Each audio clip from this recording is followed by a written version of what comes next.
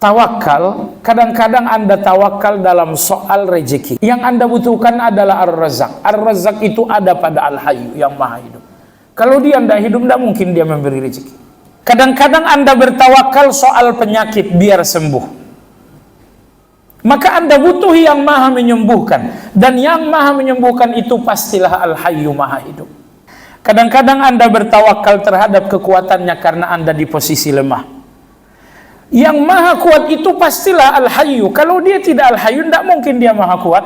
Jadi Anda tawakal bukan dalam satu hal, tapi dalam banyak hal. Kadang-kadang Anda tawakal dengan rezaknya Allah ketika Anda nggak punya uang. Kadang-kadang Anda tawakal dengan kekuatan Allah saat Anda lemah. Kadang-kadang Anda tawakal pada pertolongan Allah saat Anda sedang terjatuh. Kadang-kadang Anda bertawakal kepada kekuasaan Allah saat Anda sedang dinistakan oleh kekuasaan. Satu nama yang mewakili semua sifat Allah ini adalah Al-Hayyu. Jadi seakan-akan Anda katakan, Allah berfirman, bertawakallah kepada Al-Hayyu, karena di dalam Al-Hayyu itu terdapat semua sifat yang kalian butuhkan. Dia Hayyu, maka dia penyayang, kalian butuh sayangnya kan? Dia Al-Hayyu, maka dia menolong, kalian butuh pertolongannya kan? Dia Al-Hayyu, maka dia Maha kuat, kalian butuh kekuatannya bukan? Nah, maka disebutkanlah perintah bertawakal dan berwakil ini hubungannya dengan nama Allah Al-Hayyu, Allah Subhanahu wa ta'ala yang Maha Hidup.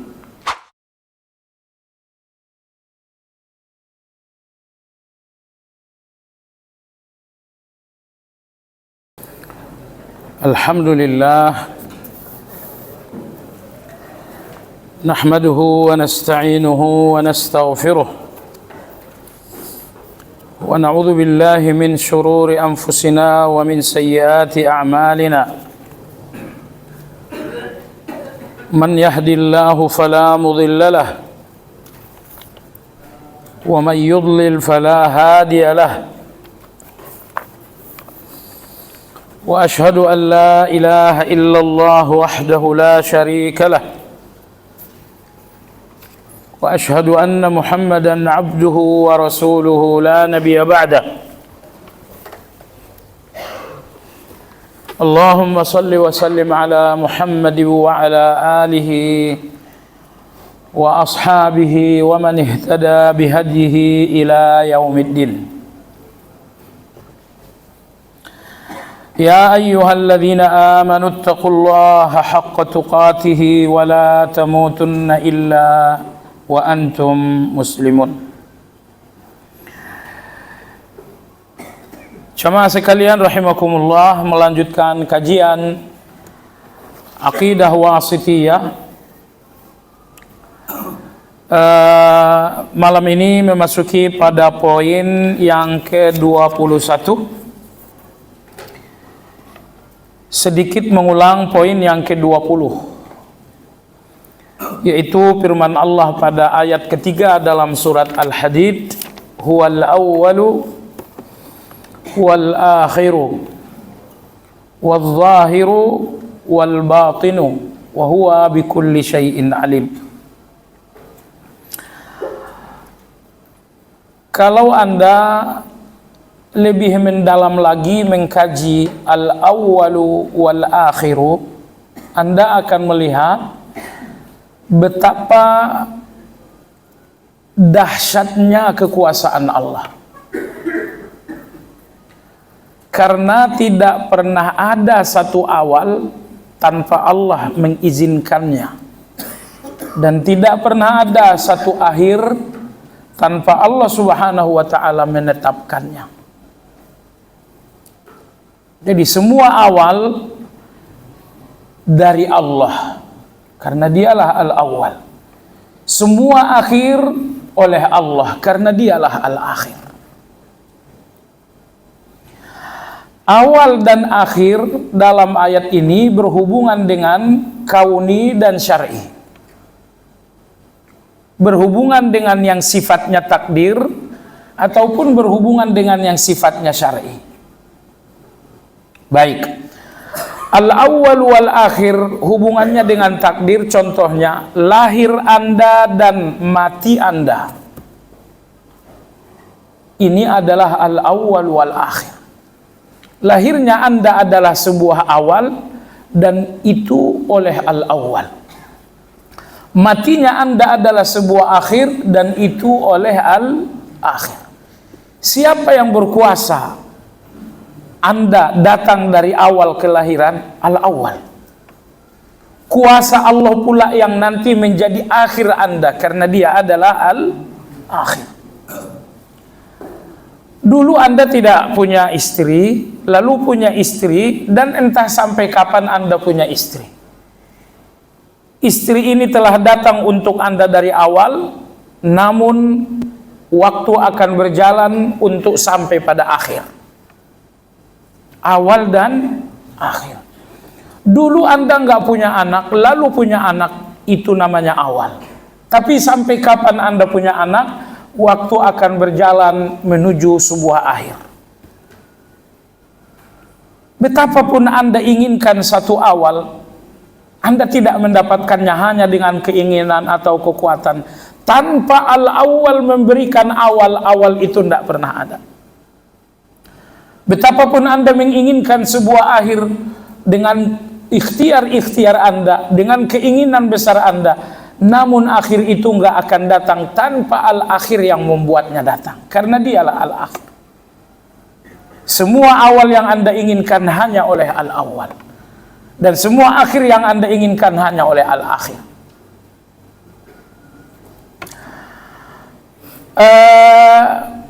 Dulu Anda nggak punya uang, tiba-tiba Anda punya uang, ini al-awwal. Sampai kapan Anda punya uang? Waktu akan berjalan untuk menyampaikan Anda kepada sebuah akhir. Nah, ini al-awwal wal akhir hubungannya dengan takdir. Jadi semua takdir dan peristiwa-peristiwa hidup Anda semuanya tidak keluar dari al-awwal wal akhir. Sakit Anda datang hari A, lalu kemudian berakhir kesembuhan hari B.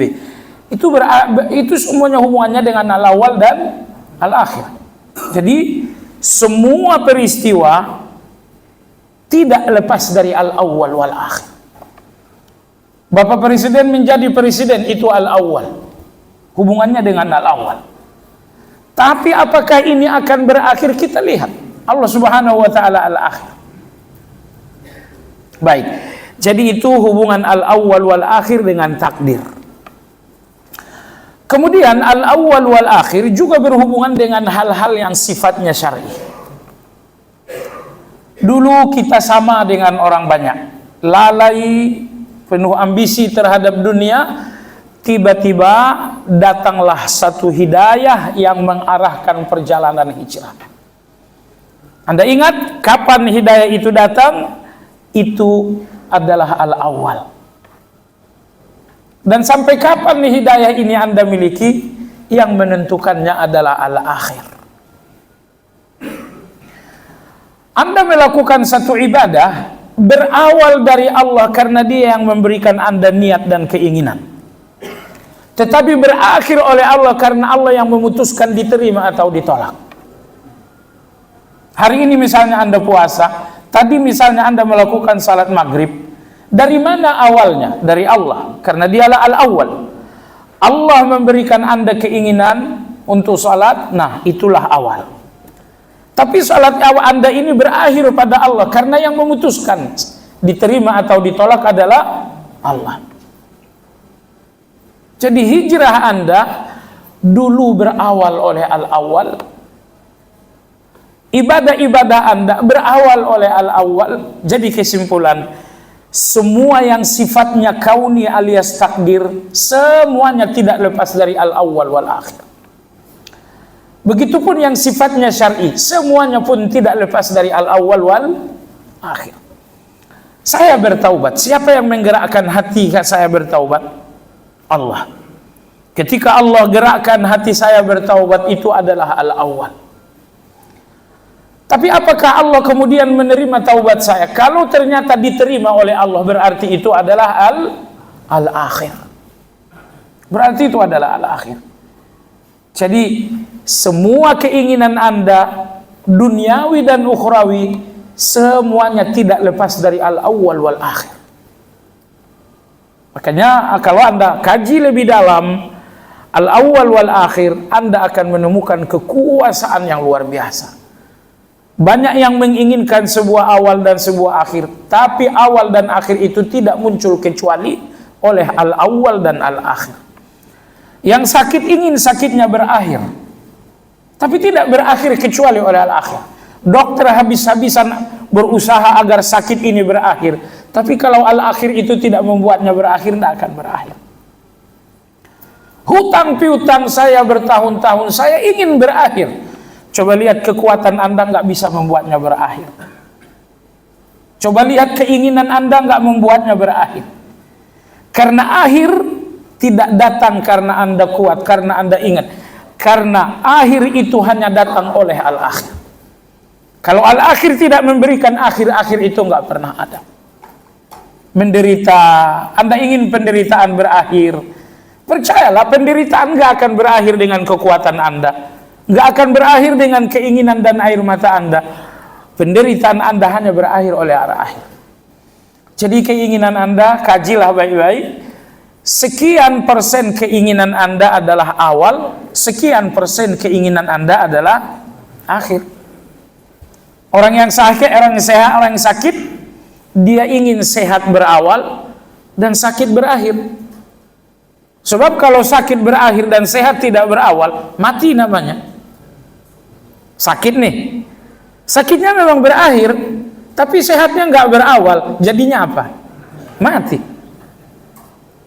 Jadi ternyata jamaah sekalian, semua keinginan Anda hubungannya dengan al-awwal wal akhir.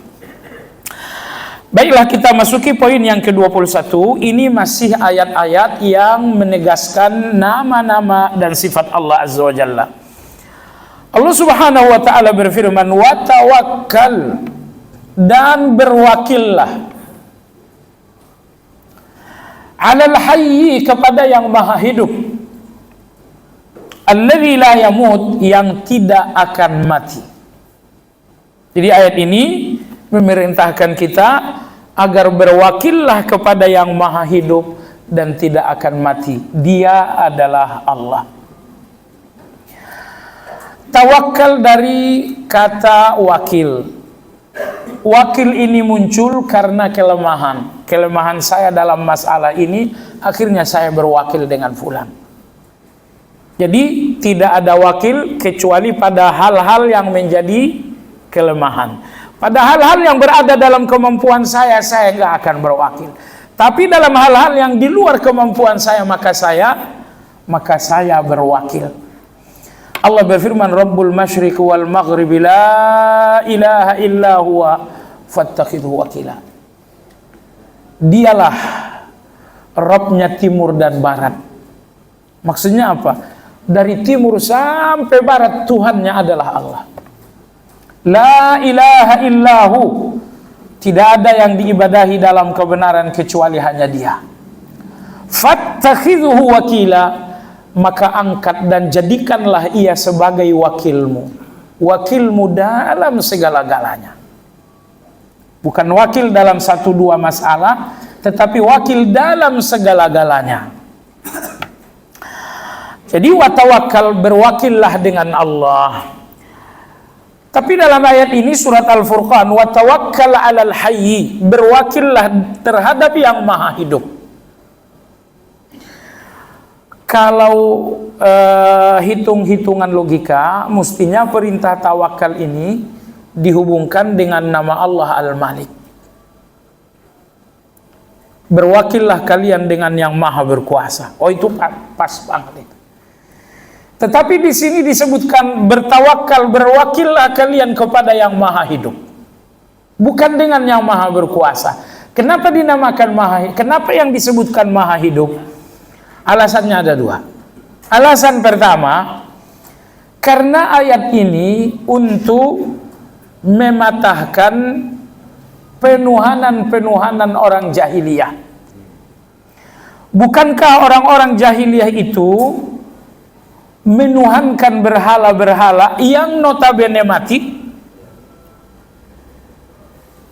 Mereka menuhankan patung-patung, menuhankan batu, menuhankan kayu-kayu yang dipahat. Mereka menuhankan yang mati. Maka Allah mengatakan, berwakillah dengan yang maha hidup. Kenapa kalian berwakil kepada yang mati? Jadi seolah-olah Allah mengatakan, betapa kalian tidak punya pikiran wahai Quraisy. Kehidupan itu adalah kekuatan dan kematian itu adalah kelemahan. Kalian yang hidup, yang kuat dengan kehidupan, malah berwakil dengan berhala yang lemah dengan kematian. Di mana logika kalian? Alasan kedua, perintah tawakal dalam ayat ini dihubungkan dengan Al-Hayyu Maha Hidup. Kenapa? Karena semua sifat Allah kembali kepada Al-Hayyu. Semua sifat Allah kembali kepada Al-Hayyu. Apa maksudnya?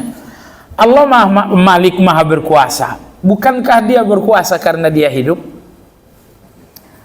Allah Al-Qawi, Maha kuat. Bukankah dia maha kuat karena dia hidup? Allah Ar-Razzaq, Maha memberi rezeki. Bukankah karena dia hidup? Kalau Allah mati, apa mungkin dia berkuasa? Apa mungkin yang mati maha kuat? Apa mungkin yang mati bagi-bagi rezeki? Apa mungkin yang mati menolong? Tidak mungkin. Maka disebutkanlah Al-Hayyu berpasangan dengan tawakal dalam ayat ini, karena semua sifat-sifat Allah berapapun jumlahnya kembali kepada Al-Hayyu. Kenapa Allah Maha Penyayang? Ya karena dia hidup. Kenapa Allah Subhanahu wa Ta'ala Maha menolong, Maha melindungi, Maha menyelamatkan? Karena dia hidup. Kalau dia tidak hidup, misalnya dia mati, tidak mungkin dia menolong, tidak mungkin melindungi, tidak mungkin dia menyayangi. Nah, jadi bertawakallah kepada Al-Hayyu.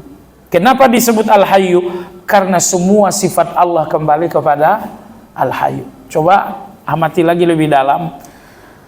Tawakal, kadang-kadang Anda tawakal dalam soal rezeki. Yang Anda butuhkan adalah Ar-Razzaq. Ar-Razzaq itu ada pada Al-Hayyu yang Maha Hidup. Kalau dia tidak hidup, tidak mungkin dia memberi rezeki. Kadang-kadang Anda bertawakal soal penyakit biar sembuh. Maka Anda butuh yang Maha menyembuhkan. Dan yang Maha menyembuhkan itu pastilah Al-Hayyu Maha Hidup. Kadang-kadang Anda bertawakal terhadap kekuatannya karena Anda di posisi lemah. Yang Maha kuat itu pastilah Al-Hayyu. Kalau dia tidak Al-Hayyu, tidak mungkin dia Maha kuat. Jadi Anda tawakal bukan dalam satu hal, tapi dalam banyak hal. Kadang-kadang Anda tawakal dengan rezaknya Allah ketika Anda nggak punya uang. Kadang-kadang Anda tawakal dengan kekuatan Allah saat Anda lemah. Kadang-kadang Anda tawakal pada pertolongan Allah saat Anda sedang terjatuh. Kadang-kadang Anda bertawakal kepada kekuasaan Allah saat Anda sedang dinistakan oleh kekuasaan. Nah, satu nama yang mewakili semua sifat Allah ini adalah Al-Hayyu. Jadi seakan-akan Anda katakan, Allah berfirman, bertawakallah kepada Al-Hayyu, karena di dalam Al-Hayyu itu terdapat semua sifat yang kalian butuhkan. Dia Hayyu, maka dia penyayang, kalian butuh sayangnya kan? Dia Al-Hayyu, maka dia menolong, kalian butuh pertolongannya kan? Dia Al-Hayyu, maka dia Maha kuat, kalian butuh kekuatannya bukan? Nah, maka disebutkanlah perintah bertawakal dan berwakil ini hubungannya dengan nama Allah Al-Hayyu, Allah Subhanahu wa Ta'ala yang Maha Hidup. Al-Hayyil ladzi la yamut, bertawakal, berwakillah kalian kepada yang Maha Hidup, alladzi la yamut, yang tidak pernah mati. Jamaah sekalian, ayat ini memerintahkan kita agar bertawakal kepada Allah. Tetapi tidak ada tawakal itu kecuali Anda melihat tauhid dan keesaan Allah dalam segala-galanya. Baik, contoh. Yang sakit ingin sembuh. Anda tidak akan bertawakal kepada Allah soal kesembuhan sebelum Anda melihat kesembuhan ini di dalam tauhidnya Allah, keesaan Allah. Siapa yang kamu lihat dalam kesembuhanmu? Saya melihat dokter. Tidak, kamu nggak akan tawakal. Kalau kamu masih melihat selain Allah di dalam keinginanmu, maka keinginan ini nggak akan menjadi tawakal. Tidak mungkin satu keinginan menjadi tawakal sebelum keinginan itu Anda lihat di dalam tauhid dan esanya Allah Azza wa Jalla. Anda butuh pertolongan? Ya, saya butuh, saya ingin pertolongan. Siapa yang Anda lihat dalam pertolongan itu? Oh, saya melihat Pak Polisi, saya melihat Pak Tentara. Kalau begitu, kamu tidak mungkin bertawakal dan nggak pernah bertawakal. Kenapa? Sebelum Anda melihat esanya Allah dalam keinginan Anda, keinginan ini nggak mungkin menjadi tawakal. Tapi kalau misalnya saya ingin sembuh dan saya tidak melihat siapa-siapa dalam kesembuhan itu kecuali Allah, itu baru tawakal. Itu baru tawakal. Apa masalahmu? Oh, masalah saya adalah satu persoalan, satu kesulitan, satu ujian. Siapa yang kamu lihat solusimu? Kalau masih ada selain Allah dalam solusimu, maka kamu gak akan bertawakal dalam persoalan. Anda tidak akan bertawakal dalam persoalan sepanjang masih ada selain Allah dalam persoalan itu. Tapi jamaah sekalian, kalau dalam persoalan itu Anda lihat tidak ada siapa-siapa lagi selain Allah, Anda telah melihat persoalan ini di dalam esanya Allah, tauhidnya Allah, di titik itu Anda baru akan bertawakal. Maka ulama-ulama kita mengatakan, jangan menoleh kepada selain Allah dalam segala hal. Tepatnya dalam dua hal. Di dalam ubudiyah jangan menoleh kepada selain Allah. Apapun ubudiyah, Anda salat, Anda puasa, Anda berzakat, Anda berzikir, Anda haji, Anda umrah. Di semua ubudiyah jangan menoleh kepada selain Allah. Nomor dua, jangan menoleh kepada selain Allah dalam rububiyah. Semua butuh Anda itu namanya rububiyah. Sehatnya saya, rububiyahnya Allah. Rezekinya saya, rububiyahnya Allah. Selamatnya saya, rububiyahnya Allah. Semua keinginan saya adalah rububiyahnya Allah. Nah, jemaah sekalian yang saya hormati, jadi semua keinginan Anda adalah rububiyah Allah. Maka di dalam rububiyah itu jangan menoleh kepada siapapun. Jadi Imam saya lupa namanya, penulis kitab Tajridut Tauhid, beliau mengatakan tauhid itu, beliau mengatakan bahwa Anda tidak menoleh kepada selain Allah dalam segala-galanya, alias dalam uluhiyah jangan menoleh kepada siapapun selain Allah. Di dalam rububiyah jangan menoleh kepada siapapun kecuali Allah Azza wa Jalla. Baik jamaah sekalian yang saya hormati, jadi Imam Izz bin Abi Salam rahimahullah, beliau mengatakan apa yang menumbuhkan tawakal? Jawabannya adalah tauhid. Jadi kalau Anda telah melihat kemahaesaan Allah dalam segala-galanya, ya Allah Engkau esa dalam soal rezeki, tidak ada siapa-siapa pun dalam rezeki itu kecuali Engkau. Ya Allah Engkau esa dalam kesembuhan, tidak ada siapa-siapa dalam kesembuhan itu kecuali Engkau. Ya Allah Engkau esa dalam pertolongan, tidak ada siapa-siapa dalam pertolongan itu kecuali Engkau. Kalau keesaan Allah dalam segala-galanya telah kokoh dalam hati, maka akan tumbuhlah tawakal. Jadi kalau Anda belum melihat kemahaesaan Allah dalam segalanya, sampai matahari terbit dari barat, tawakal nggak pernah tumbuh. Karena yang menumbuhkan tawakal itu adalah tauhid. Tauhid dalam arti Anda melihat kemahaesaan Allah dalam segala-galanya. Dalam segala-galanya. Baik. Jamaah sekalian, Saya kemarin cerita dengan salah seorang jamaah kita. Bagus ceritanya, saya juga ingin cerita buat Anda. Cerita seorang askar. Askar ini cerita kepada Syekh Abdul Razak. Syekh Abdul Razak bercerita ke kita-kita. Termasuk antum, cuma antum gak datang aja. Jadi ini masalahnya adalah soal satu keinginan yang telah patah dalam kekuatan manusia. Percayalah jamaah sekalian, Allah berikan Anda kekuatan. Tapi kekuatan yang Allah berikan itu semuanya kekuatan kecil. Uang Anda adalah kekuatan kecil Anda. Pikiran Anda adalah kekuatan kecil Anda. Kecerdasan Anda adalah kekuatan kecil Anda. Relasi Anda adalah kekuatan kecil Anda. Begitu Anda sampai kepada ujian Allah, semua kekuatan-kekuatan kecil ini akan patah. Kekuatan kecil bernama uang akan patah dalam ujian. Kecerdasan pendidikan Anda ini pun akan patah begitu Anda sampai dalam ujian. Relasi-relasi Anda ini pun akan patah begitu Anda sampai dalam ujian. Semua kekuatan Anda akan patah dalam ujian, karena ujian itu prinsipnya ingin mengembalikan Anda kepada Allah. Jadi seorang laki-laki beriltizam di Ka'bah. Yang dimaksud beriltizam, menempelkan dada antara pintu Ka'bah dengan Hajar Aswad. Ini yang dinamakan multazam. Laki-laki ini beriltizam, menempelkan dadanya di Ka'bah, lalu mengangkat tangan seperti ini. Dalam iltizam itu beliau pun berdoa.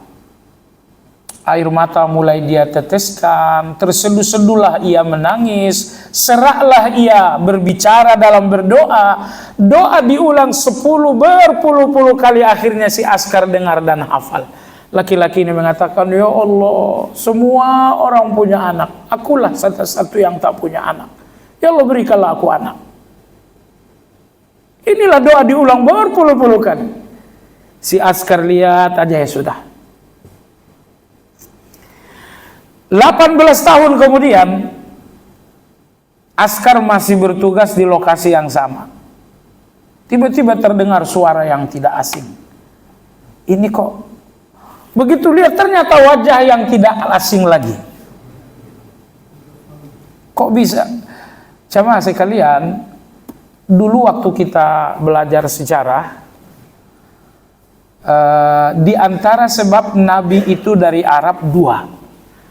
Penyebab pertama karena Ka'bah adanya di Arab. Tentu Nabi dari negeri Ka'bah lebih tepat. Alasan yang kedua, Allah akan menurunkan Al-Quran, tulis baca saat itu tidak dikenal oleh banyak orang. Ada yang bisa tulis baca tapi paling 1 dari 100. Jadi tulis baca bukan kebudayaan saat itu. Satu-satunya yang diandalkan untuk Al-Quran yang akan turun setiap hari ini dibutuhkan daya ingat. Dan daya ingat terbaik seluruh dunia adalah orang Arab. Nah, itu terbukti kita waktu kuliah dulu. Kalau dosen-dosen Arab itu hanya perlu mengenali nama dan wajah kita hari pertama. Hari kedua itu udah nggak salah. Tapi kalau dosen-dosen yang bukan Arab, saya tidak sebut negaranya lagi, itu biasanya 3 bulan masih suka salah. Masih suka salah. Kalau tepat orangnya salah namanya, atau tepat namanya salah orangnya. Kita termasuk tahun ajaran baru, ini sudah berjalan 2 bulan, nama mahasiswa saya baru hafal 3 orang. Baik jemaah sekalian yang saya hormati, jadi Anda jangan berpikir, ini kok 18 tahun masih ingat aja tuh askar. Ya orang Arab tuh soal daya ingat nggak tanggung-tanggung. Nggak tanggung-tanggung soal daya ingat itu. Setelah berlalu 18 tahun, askar berjaga di samping Hajar Aswad. Terdengarlah suara. Oh tapi ini suara kok nggak aneh. Begitu lihat ternyata wajahnya wajah yang nggak aneh juga. Tapi doanya kali ini 100% berbeda. Kali ini dia beriltizam, angkat tangan ke atas, berdoa, ya Allah binasakan anakku, ya Allah matikan anakku, ya Allah aku nggak mau punya anak. Sambil menangis, suara mendayu-dayu meminta agar Allah segera mematikan anaknya. Doa diulang 10, berpuluh-puluh kali. Akhirnya Askar ini kupingnya gatal. Kata Askar, sini kamu. Tangkap sama Askar. Apa-apaan kamu ini? Emang kenapa? 18 tahun yang minta anak kamu kan? Iya. Sekarang minta anakmu dibinasakan oleh Allah? Iya. Memangnya kenapa? Ya Allah Askar, anak saya itu pengedar, memakai narkoba. Anak saya itu bagus dia mati, panjang usianya pun hanya untuk panjang dosa. Biarlah dia mati, biar dosanya berhenti. Akhirnya Askar ini marah. Kata Askar, kamu ini orang tua yang jahat 2 kali. Dengar baik-baik. Jahat bagaimana? Kata Askar, dulu kamu minta anak tapi tidak minta saleh. Sekarang kamu minta hukuman dan tidak minta taubat. Mestinya dulu kamu minta anak, minta juga salehnya. Mestinya ketika anakmu narkobaan, minta pula hari ini taubatnya. Tapi kamu orang tua yang zalim terhadap anakmu 2 kali. Dulu kau minta anak dan tidak minta saleh, sekarang kau minta hukuman dan tidak minta taubat. Jadi kamu yang jahat 2 kali terhadap anakmu. Oh, barulah kaget si bapak itu. Iya juga. Terus gimana dong Askar? Kata Askar begini, gunakan air mata yang dulu dan suara yang dulu untuk meminta taubat untuk anakmu. Masih bisa nangis seperti nangis yang dulu? Masih. Masih bisa suaramu mendayu-dayu seperti dulu? Masih. Gunakan tangisan yang sama, suara yang sama. Sekarang minta taubat kepada anakmu dengan air mata yang sama, dengan suara yang sama. Sudah sama Askar dibantu sampai ke multazam. Dia beriltizam lagi, lalu berdoa, ya Allah berikan anakku taubat. Ya Allah berikan anakku taubat. Anda tahu jamaah sekalian, di antara rendah hati termahal dalam berdoa bahwa Anda menangis. Karena Allah memerintahkan kita agar merendah dalam doa. Ud'u rabbakum tadarruan wa khufyah. Berdoalah kepada Allah dengan tadarru', merendah. Bisa merendah dengan ucapan, ya Allah akulah hamba yang sangat lemah, akulah hamba yang sangat kotor. Itu merendah dengan ucapan. Tapi tadarru' dan merendah yang sangat mahal, bahwa setiap kata-kata Anda adalah air mata di depan Allah Azza wa Jalla. Itu tadarru' yang sangat mahal. Makanya air mata, doa dengan air mata insya Allah tidak meleset. Itu anak panah yang pasti mengenai buruan. Ya sudah, laki-laki ini pun mencoba menangis seperti tangisan yang dulu, bersuara dengan suara yang dulu. Lalu dia berdoa kepada Allah Azza wa Jalla, ya Allah berikan anakku taubat, ya Allah berikan anakku taubat, ya Allah berikan anakku taubat. Laki-laki ini sedang meminta al-awwal wal akhir. Anaknya seorang penjahat, dia ingin kejahatan itu berakhir, dan dia ingin solehnya anak berawal. Semua keinginan Anda hubungannya dengan awal wal akhir. Makanya bagus nanti kalau Anda berdoa, sebutkan al-awwal wal akhir. Allahumma antal awwal wa antal akhir. Sebutkan dalam doa. Baik, selesai berdoa, laki-laki ini pulang. Setahun kemudian, laki-laki ini datang dengan anaknya. Laki-laki ini udah hitung-hitung, biasanya Askar berjaga hari A, tanggal B. Diaturlah dari negaranya supaya sampai di sana nanti umrohnya hari A, tanggal jamnya jam B gitu. Sudah dia tawaf dengan anaknya, qadarullah Askar masih di situ. Karena memang sudah diatur hari dan jamnya. Dia coba mendekat dengan anaknya. Begitu sudah mendekat, beliau mengatakan, Askar masih ingat saya? Kata Askar, ya saya masih ingat. Askar, ini anak saya, ini anak saya. Kata Askar, sini kalian berdua sini. Dipanggil sama si Askar. Kata Askar, bagaimana ceritanya? Akhirnya anak muda ini begini, jadi Askar, saya nggak tahu deh, pokoknya suatu hari rindu sekali saya untuk bertaubat. Saya rasa dalam hati ini ada keinginan, nggak bisa saya tahan, pokoknya saya harus taubat sekarang. Oh gitu, iya. Kamu ingat nggak? Keinginan kamu taubat dan betul-betul taubat itu hari apa itu? Kalau soal waktu saya nggak mungkin lupa Askar. Karena itu memang titik balik yang nggak mungkin saya lupain saya sampai mati. Saya taubat itu hari A, tanggal B, jam C. Kata Askar, tidak salah. Hari yang sama, tanggal yang sama, jam yang sama, ayahmu di sini di Multazam minta supaya kamu bertaubat. Jadi jamaah sekalian yang saya hormati, agar Anda tahu bahwa Syekh Abdul Razak hafizahullah menyampaikan cerita ini, beliau nangis-nangis. Beliau mengatakan, kasihani anak-anak. Sebandel apapun anak-anak kasihani. Ya, kasihani, kasih anak-anak dengan doa. Jangan cuma anak bandel, bisanya kalian cuma emosi saja. Beliau sambil menangis. Sebandel apapun anak, kasihanilah. Kasihanilah, kasihanilah. Baik jamaah sekalian yang saya hormati, jadi kembali kepada kajian kita. Anda lihat laki-laki ini, keinginan punya anak sudah di luar kemampuan, butuh wakil. Akhirnya dia berdoa kepada Allah. Setelah ada akhir anak, ternyata anak ini masalah besar, tidak bisa selesai dengan kekuatan, butuh lagi wakil. Akhirnya dia berdoa lagi kepada Allah Azza wa Jalla. Baik, jadi ingin Anda yang sudah mematahkan kuatnya Anda, jangan mundur jadi putus asa. Tapi ingat, ada yang menyuruh Anda berwakil kepada dirinya. Siapa dia? Allah. Allah berkata kepada Anda, saya dan kita semua, Rabbul Masyriqi wal Maghrib.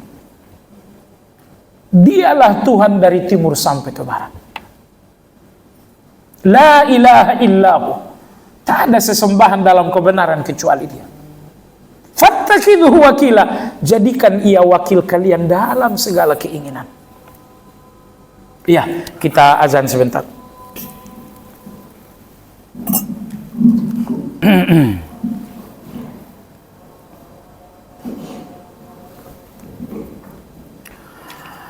Baik jemaah sekalian yang saya hormati, tawakal memiliki dua rukun antara Anda dengan Allah. Tambah lagi satu rukun antara Anda dengan keinginan. Jadi 3 rukun.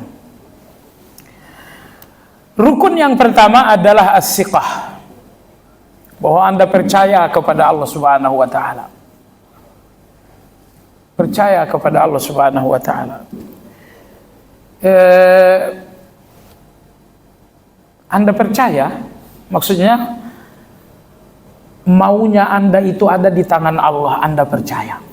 Nomor 2, Anda percaya bahwa Allah akan memberikannya kepada Anda, percaya. Jadi as-siqah, Anda percaya bahwa semua keinginan Anda di tangan Allah. Kemudian Anda percaya bahwa Allah akan memberikannya dengan hikmah. Ini nomor 1, percaya. Lalu rukun tawakal yang kedua, i'timad, yaitu bersandar.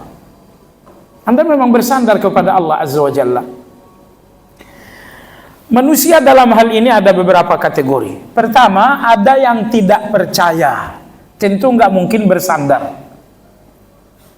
Nih, saya lihat anak kecil ini lemah. Tentu saya nggak bersandar kepada anak ini. Karena saya lihat betapa ia rapuh, betapa ia lemah, betapa ia tak berdaya. Saya nggak percaya, otomatis saya nggak mungkin bersandar.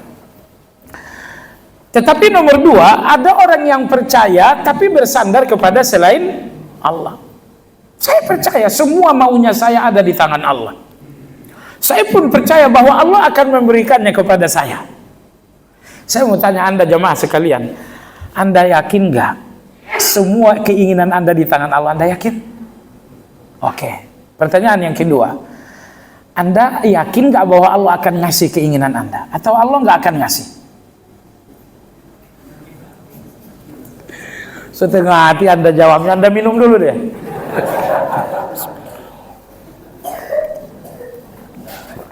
Alhamdulillah. Jadi inilah rukun tawakal pertama, percaya. Setelah Anda percaya penuh bahwa semua inginnya Anda di tangan Allah dan Allah pasti memberinya. Ini saya pengen uang. Itu di tangan Allah Azza wa Jalla, saya yakin. Di tangan Anda ada uang, tapi itu kan uangnya Anda, bukan saya. Di tangan orang kaya itu ada uang, tapi kan itu uangnya dia. Kenapa saya berharap uangnya dia itu? Uang kamu banyak, tapi itu uang kamu, bukan uang saya. Uang saya di mana? Di tangan Allah uang saya. Baik. Nomor dua, kalau saya udah percaya kepada Allah Azza wa Jalla, maka saya bersandar kepada Allah. Maka saya bersandar kepada Allah. Karena mayoritas orang percaya kepada Allah, tapi bersandar kepada ikhtiar. Nah, saya mau uang, maka saya berbisnis. Jadi bisnis ini adalah cara saya untuk dapatkan uang. Pertanyaan, uang saya itu di bisnis saya atau di tangan Allah? Yakin Anda? Maunya saya itu sebenarnya bisnis ini bukan maunya saya. Maunya saya adalah uangnya. Nah, pertanyaan, uang yang Anda inginkan ini adanya di bisnis atau di tangan Allah Azza wa Jalla? Yakin ya? Baik. Oleh sebab itu, Anda berbisnis sebagai ikhtiar, kemudian Anda pun berdoa. Pertanyaannya, dari ikhtiar dan doa mana yang lebih besar? Semestinya ikhtiar Anda biasa saja. Karena uang Anda tidak ada di situ. Tetapi dalam hal doa, mati-matianlah berdoa karena uang Anda di tangannya. Jangan Anda mati-matian di bisnis, padahal uang Anda di sana. Saya mau sehat, makanya saya berobat. Tapi terus terang, yang maunya obat ini bukan maunya saya. Saya maunya adalah sembuh. Nah, sembuh yang saya inginkan itu adanya di obat atau di tangan Allah? Kalau begitu, ikhtiar berobat ini biasa aja. Doanya yang perlu luar biasa. Di sini kita betul-betul keliru.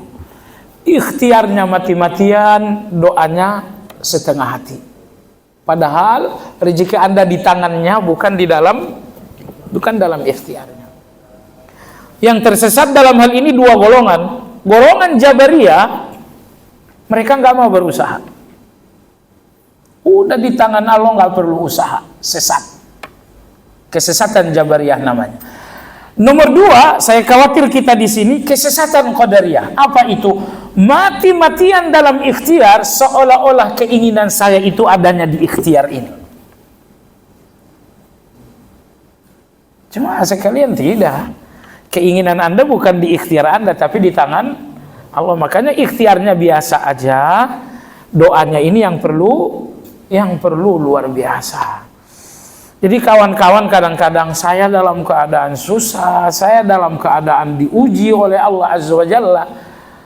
Masalahnya begini, ujian Anda apapun bentuknya itu seperti penyakit. Dan doa itu seperti obat. Kalau penyakitnya parah, obatnya harus dosis tinggi. Jangan sampai penyakit parah dan obatnya dosis rendah. Maksudnya ujian Anda misalnya nilai 70, tapi doanya Anda sekali seminggu. Penyakit parah tidak sembuh dengan obat yang dosis rendah. Anak saya bandel banget. Oh, itu problem. Itu penyakit besar. Obatnya adalah doa. Cuman kalau bandel anaknya luar biasa, doanya sekali sepekan, itu dosis nggak cocok dengan penyakit, nggak bakal sembuh itu. Makanya ulama kita mengatakan, berdoalah untuk keinginanmu sampai doa itu mengalahkan keinginan itu.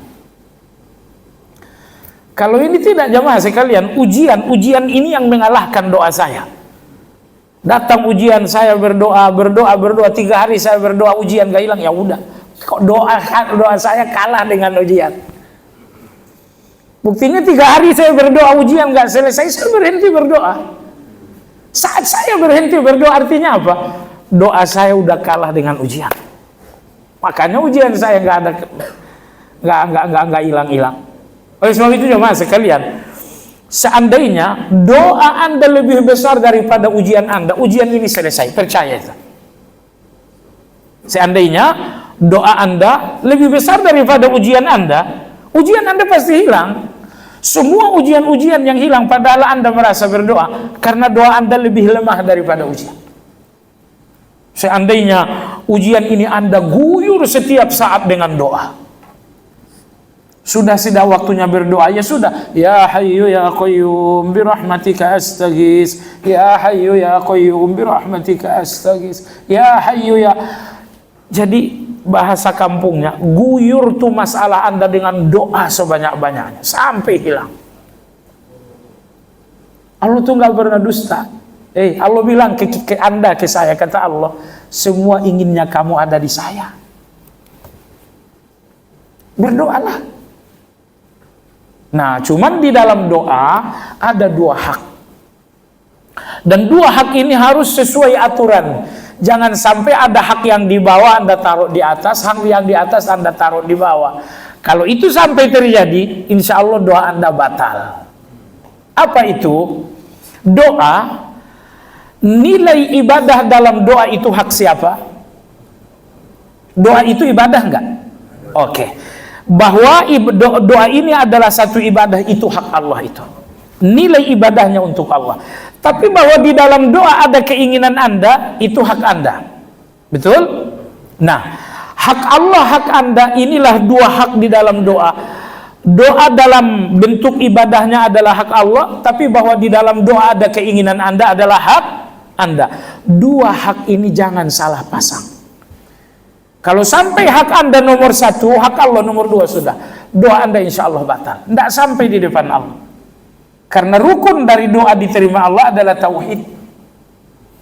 Dan Anda tidak lagi bertauhid namanya kalau sampai Allah nomor dua lalu Anda nomor satu. Jadikan Allah tujuan nomor satu. Itulah tauhid itu. Nah, dan ini nampak. Apakah dalam doa ini hak Allah lebih tinggi atau hak Anda? Ini akan ternampak. Kapan nampak? Nampak melalui daya tahan Anda dalam berdoa. Kalau 3 hari berdoa Allah belum ngasih juga, lalu Anda berhenti, terbongkar rahasia bahwa doa Anda adalah karena hak Anda. Seandainya doa Anda adalah karena hak Allah, sampai mati pun Anda nggak akan berhenti. Anda nggak akan berhenti berdoa sampai mati. Ya Allah kasih aku anak, Allah nggak ngasih. Udah 5 tahun berdoa Allah belum ngasih, 10 tahun berdoa Allah ngasih. Anda akan mengatakan hak saya dalam doa ini setetes, hak Allah itu luar biasa. Betul saya nggak dapatkan hak Allah, tapi akan saya pertahankan doa ini karena di sini ada hak Allah Subhanahu Wa Taala. Kalau udah 3 hari berdoa berhenti, itu saya katakan sekali lagi terbongkar rahasia bahwa Anda berdoa hanya karena keinginan Anda ada di dalam doa. Seandainya Anda berdoa karena di dalam doa ada hak Allah Azza wa Jalla, sampai mati Anda akan terus berdoa karena hak Allah akan tetap ada dalam doa tersebut. Baik jamaah sekalian yang saya hormati. Jadi itulah 2 rukun dalam doa, dalam tawakal. Pertama tadi sikoh percaya, nomor 2 adalah bersandar. Masalahnya ketika Anda inginkan sesuatu, Anda berusaha. Nah, di sini di mana Anda bersandar? Anda bersandar kepada Allah atau bersandar kepada usahanya? Maka muncullah rukun yang kedua. Di dalam bertawakal kita wajib berusaha, tetapi bersandar tetaplah kepada Allah. Nggak boleh bersandar kepada usaha. Usaha itu usaha bukan tempat bersandar. Karena usaha Anda nanti bisa selesai, bisa habis, bisa lemah. Jangan bersandar dengan yang lemah. Bersandarlah kepada yang nggak pernah lemah, dan dia adalah Allah Azza wa Jalla. Lalu rukun tawakal yang ketiga adalah usaha. Jadi ini 3 rukun tawakal yang paling kuat. Sebenarnya masih ada 5 lagi, tapi yang paling penting ini rukun tawakal yang 3 ini. Baik jemaah sekalian yang saya hormati, tawakal ini ada 4 macam ya. Ada tawakal syirik besar, ada tawakal syirik kecil, ada tawakal yang hukumnya boleh, dan keempat ada tawakal yang hukumnya keimanan, tauhid dan ibadah. Baik. Apa itu tawakal syirik? Tawakal syirik ketika Anda percaya dan bersandar kepada selain Allah karena satu keyakinan bahwa manfaat dan mudarat dalam kekuasaannya. Misalnya Pantai Ratu Laut Selatan, Anda percaya, bersandar karena memang Anda yakin semua manfaat, semua mudarat, semua baik, semua buruk ada dalam kekuasaannya. Jadi Anda percaya ke sana, bersandar ke sana karena memang Anda yakin baik dan buruk ada dalam kekuasaannya. Ini tawakal syirik besar. Ini tawakal syirik besar. Lalu yang kedua jemaah sekalian adalah tawakal syirik kecil. Tawakal syirik kecil. Apa itu? Anda yakin yang menguasai manfaat dan mudarat, yang menguasai segala baik dan segala buruk adalah Allah. Anda yakin ini. Nomor dua, Anda pun percaya itu. Tapi justru Anda mengandalkan selain Allah. Anda mengandalkan selain Allah. Anda andalkan dokter untuk sembuh. Anda bersandar kepada dokter padahal percayanya Anda kepada Allah Azza wa Jalla. Ini namanya tawakal syirik. Kenapa? Karena dalam hal ikhtiarnya Anda bersandar kepada ikhtiar, tapi soal percaya dan yakin kepada Allah Azza wa Jalla. Ini tawakal syirik. Nomor tiga adalah tawakal yang hukumnya mubah. Yaitu Anda bertawakal kepada seseorang dalam hal-hal yang memang Allah kuasakan kepada manusia. Misalnya saya bilang ke fulan, tolong ambilkan pulpen. Ambil pulpen, Allah kuasakan kepada Anda, saya, semua orang mampu ngambil pulpen itu. Maka saya berwakil bertawakal kepada Anda untuk mengambilkan pulpen. Ini nggak ada hubungannya dengan percaya-percayaan. Ini nggak ada hubungannya dengan bersandar. Anda mampu, saya mampu, semua orang juga mampu. Allah berikan kemampuan kepada manusia. Maka minta bantuan kepada manusia dalam kemampuan yang manusiawi, ini boleh. Kenapa bukan syirik? Karena di sini nggak ada nilai percaya. Dia menguasai baik dan buruk, nggak ada.